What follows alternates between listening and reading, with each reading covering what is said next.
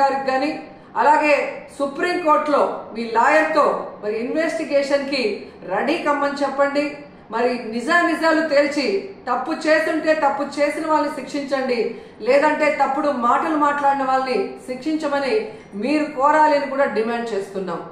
ఎందుకంటే ఈరోజు ఒక తిరుపతి అమ్మాయిగా తిరుపతి మీద ఇంత అప్రతిష్ట తెచ్చే విధంగా చంద్రబాబు నాయుడు ఒక ముఖ్యమైన సీఎం పోస్ట్ లో ఉండి ఎటువంటి ఆధారాలు లేకుండా ఎటువంటి టెస్టులు చేయకుండా మాట్లాడటం కరెక్ట్ కాదని కూడా ఈ సందర్భంగా తెలియజేసుకుంటున్నాం.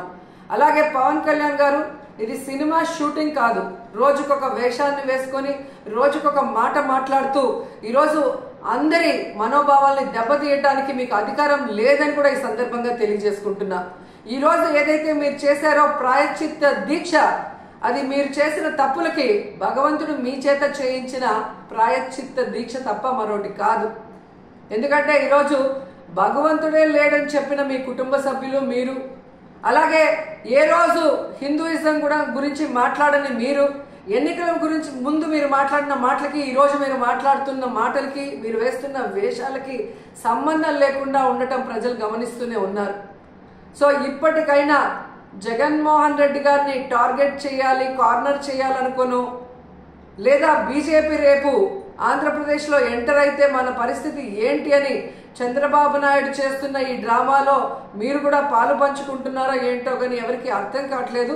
కానీ పవిత్రమైన శ్రీవారి లడ్డూని ఈ విధంగా అపవిత్రం చేసే విధంగా మీరు మాట్లాడటాన్ని మేము ఖండిస్తున్నాం. వెంటనే దీని మీద సుప్రీంకోర్టు మరి విచారణ జరిపించి సిబిఐ ద్వారా మరి దోషుల్ని బయటకు తీసి వాళ్ళని శిక్షించాలని కూడా కోరుకుంటున్నాం. అలాగే ఇందులో మరొక విషయం ఉంది. ఏదైతే టీటీడీ ఈఓకి ఈ టీటీడీలో జరిగే ప్రతిదానికి సంబంధం ఉంటుంది. ఆయన ఈఓ అయిన తర్వాత వచ్చిన ట్యాంకర్లలో మరి బాగున్న ట్యాంకర్ని లోపలికి పంపించి అన్లోడ్ చేశాం. ఏవైతే వెజిటబుల్ ఫ్యాట్ వనస్పతి ఉంది అని చెప్పి వాటిని రిజెక్ట్ చేసి వాడకుండా బయటికి పంపించామని చెప్పిన ఈఓ గారు 2 నెలల తర్వాత సెప్టెంబర్లో చంద్రబాబు నాయుడు మరి ఏ విధంగా అయితే ఎనిమల్ ఫ్యాట్ కలిసి ఉందని అబద్ధం చెప్పిన తర్వాత కలిసి ఉందేమో అని మాట్లాడటం గమనించి ఆ ఈఓని ఆ పదవి నుంచి పక్కకి తప్పించి అతనికి కూడా నోటీసులు ఇచ్చి విచారించాలి. అలాగే ఎవరైతే పర్చేసింగ్ కమిటీలో ఉన్నారో మరి ఇవన్నీ చూసుకోవాల్సిన బాధ్యత వాళ్ళకుంది.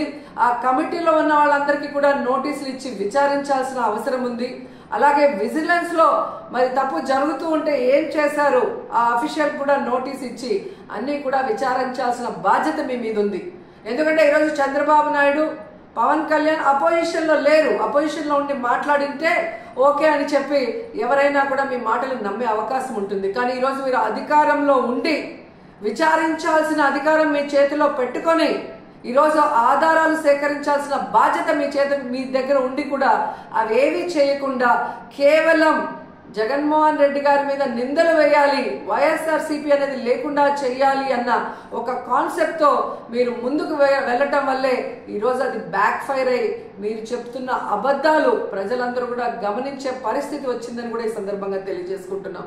సో ఇప్పటికైనా శ్రీవారి పవిత్రమైన లడ్డూ జోలికి పోకుండా మీరు ఇకనైనా ఈ డ్రామాలు ఆపితే బాగుంటుంది. సుప్రీంకోర్టు విచారణకి మేము సిద్ధం, సిబిఐ వేసుకున్న మేము సిద్ధమని చంద్రబాబు నాయుడు, పవన్ కళ్యాణ్ అలాగే పురంధేశ్వరి గారు చెప్పాల్సిన అవసరం కూడా ఉందని చెప్తున్నాను.